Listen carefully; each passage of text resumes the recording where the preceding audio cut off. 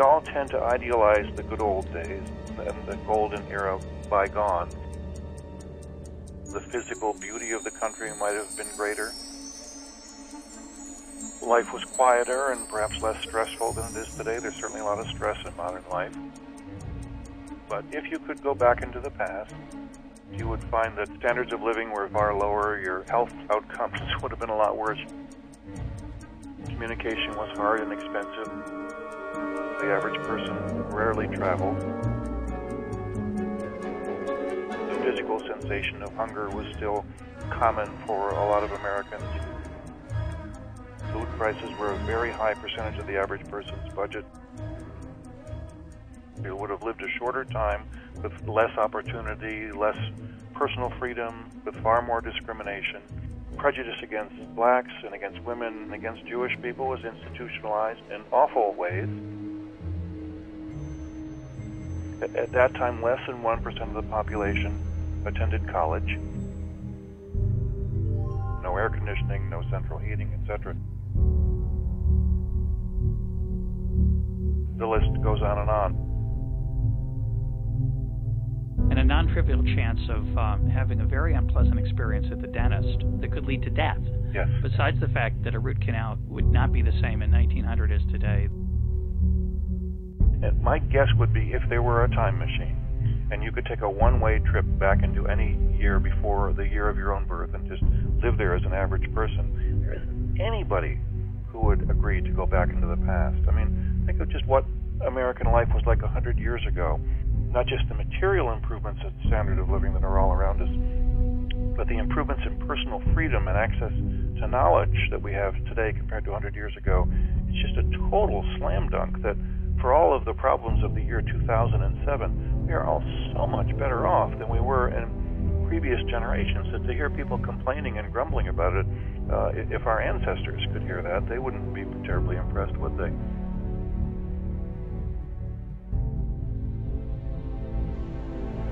Today, Americans tell pollsters that the country is going downhill, and they were telling pollsters this even during the unprecedented economic boom that preceded September 11th. In one 1996 poll, taken when every national indicator was positive, 52% of respondents said that the United States was worse off than when their parents were growing up. 60% said they expected the national condition to become worse still. The percentage of Americans who describe themselves as happy has not budged since the 1950s, though the typical person's real income has almost tripled in that period. Suppose your great-great-grandparents who lived 4 generations ago could materialize in the United States of the present day. Surely they would be struck by the scale, the clamor, and the speed of life, and might not like these things. Neither do we necessarily. The psychological speeds we must sustain and the attendant anxieties are as hazardous. Add in nuclear bombs, global terrorism, and the inescapable inanity of mass entertainment, and your forebears' initial reaction to our present day might be to recoil in horror and demand that they be returned to their own times. Yet as your ancestors 4 generations removed learned more of contemporary life, they would be dazzled. Unlimited food at affordable prices, never the shortest worry about shortage. So much to eat that in the Western nations, overindulgence now plagues not just the well-off, but the poor. A century ago, the poor were as lean as fence posts. To our ancestors, the idea that today even the poor eat too much might be harder to fathom than a jetliner rising from the runway. Other aspects of contemporary life taken for granted by those of us who live it would amaze our recent ancestors. At the beginning of the 20th century, the average American lifespan was 46 years. Now it is 78 years, equating to almost twice as much time on Earth for the typical person. Every one of our forebears would have known someone who died of a disease today shrugged at, or who themselves departed this life as victims of diseases at which we now shrug.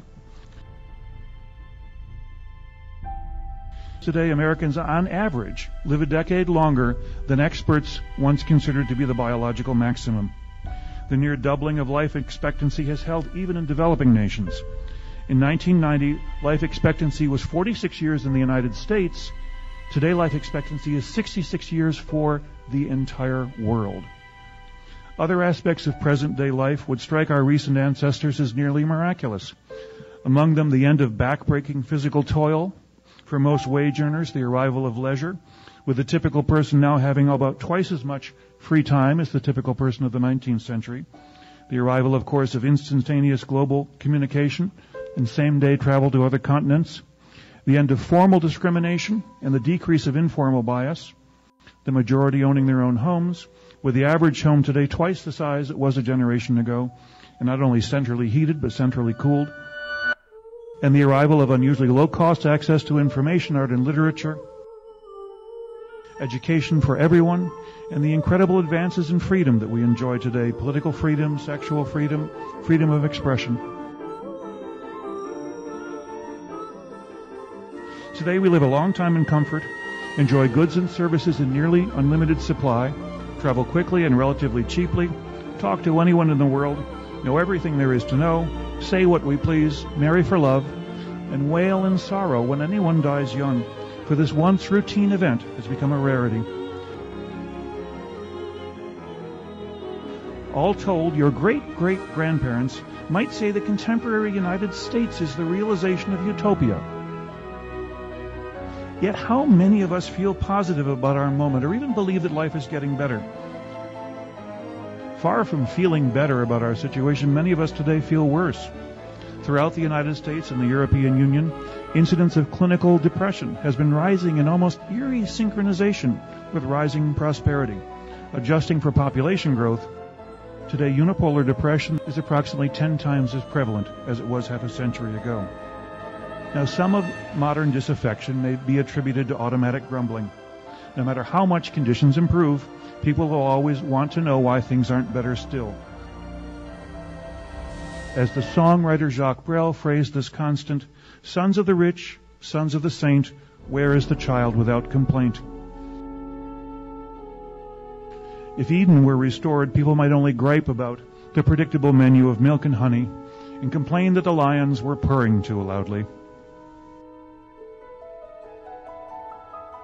Capitalism and liberal democracy, designed as engines of the general good, seem to leave considerable dissatisfaction in their wake.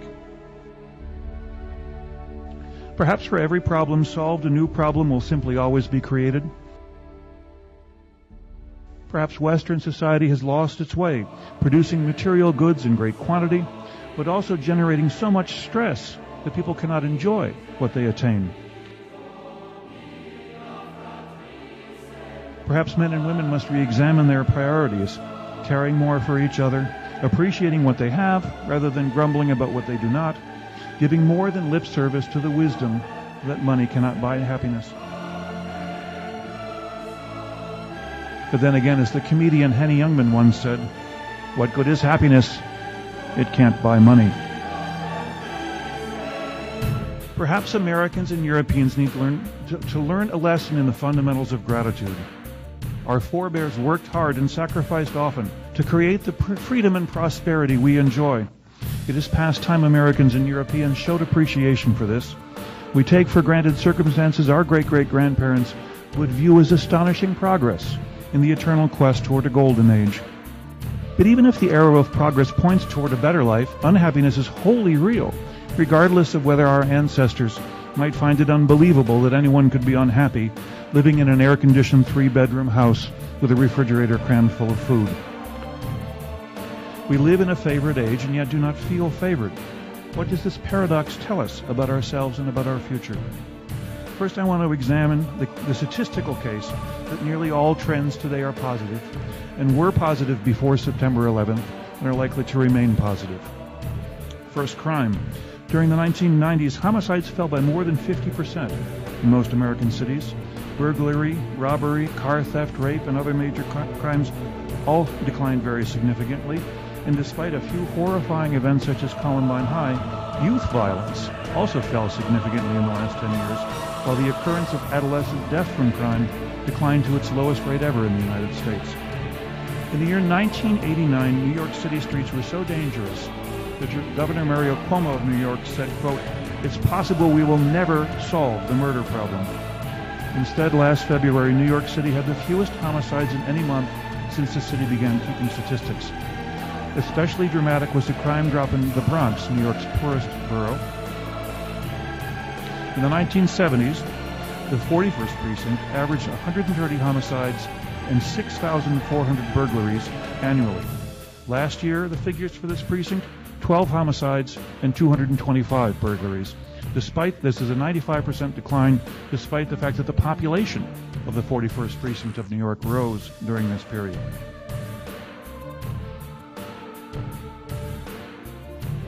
On the environment, despite the panic-stricken tone of environmental commentary in the United States and the European Union, all environmental trends except for greenhouse gas accumulation are favorable. 25 years ago, 1/3 of America's lakes and rivers were safe for fishing and swimming. Today, 2/3 are. Puget Sound, Chesapeake Bay, Lake Erie, the Hudson River, and other important water bodies have gone from imperiled to mainly clean. Boston Harbor, whose filth was ridiculed in a television commercial that was pivotal to the 1988 presidential campaign, is now so clean that revelers do New Year's Day dips in it. The Chicago River, once described in the Upton Sinclair classic The Jungle, is so thick with filth that chickens were actually seen walking across it. Today hosts art festivals, boat tours, and dinner cruises. Since 1970, smog has declined by 1/3 in the United States, even as the number of cars has doubled. Acid rain has declined by 65%. 20 years ago, Los Angeles averaged 150 ozone health advisories and 50 stage 1 ozone alerts per year. Advisory days have now fallen to about 20 annually, while in the last 5 years, the city of Los Angeles has had just one single ozone alert day. This is an improvement that a generation ago people would have described as defying the laws of nature. The ability of Los Angeles to make fantastic strides against pollution, even during a period in which its population was shooting up, is a remarkable success story. Most other environmental measures are positive, which is why you never hear anything about it. More than half of Superfund toxic waste sites have been cleaned up and no longer imperil public health. Some toxic waste sites are now sufficiently harmless that they've been declared national wildlife preserves. Rocky Mountain Arsenal near Denver, where nerve gas was made during World War II, and a location once regularly described as the most toxic place on Earth, has now been a national wildlife preserve for the last decade. Polls show that a majority of the population believes that pollution is getting worse. Actually, all trends, other than greenhouse gases, are favorable. And I always give statistics on this because it's revealing of our common mindset that Americans seem to want to believe that environmental trends are negative when they are inconveniently positive. In recent years, it's become common to hear of a cancer epidemic, an endocrine disruptor epidemic, the poisoning of America, and other dire circumstances. If our bodies are being poisoned, they have a strange way of showing it by living ever longer. Heart disease and stroke have been declining for decades. When commentators say there is more cancer than ever before, what they mean is there's more total cases, that is, not adjusting for an ever larger population.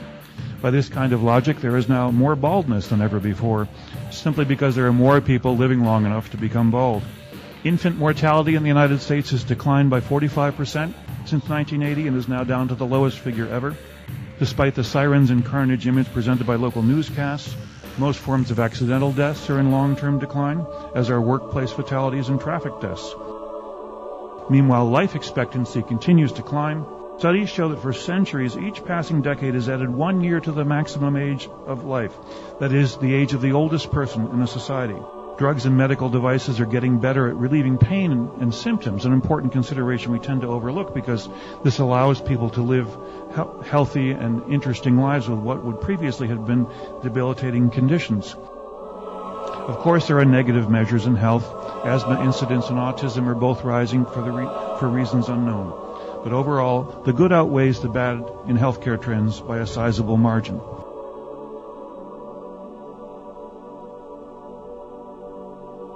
Today, as Americans lose sleep over terrorism and the fighting in Iraq, from the standpoint of the average American or European, in the last few decades, almost everything has gone spectacularly well, period.